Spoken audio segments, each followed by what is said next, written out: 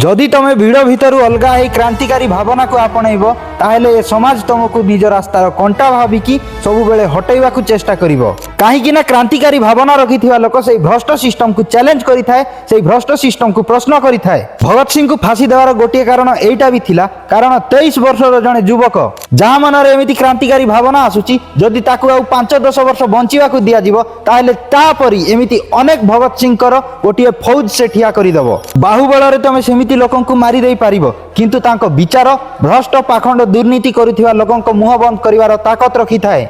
क्रांतिकारी भगत सिंह कहवा बदल शहीद भगत सिंह बोली तांको एइथिपाई भी कुहा जाई पारे, काहेकि ना शहीद माननको पूजा करा जाए किंतु क्रांतिकारी मानकर विचार को मानि थांती। आ प्रत्येक गाँव में जदि गोटे गोटे भी भगत सिंह बाहरु छंती ना, ताहेले भ्रष्टाचार पाखंड अंधविश्वास बलात्कार परी एमिति अनेक कुनीति और दुर्नीति सहित लड़ाई करिवार साहस समस्तଙ୍କୁ मिलिबो। तांको विचार को आमे माने बुझिबाकू चेष्टा करिया उचित।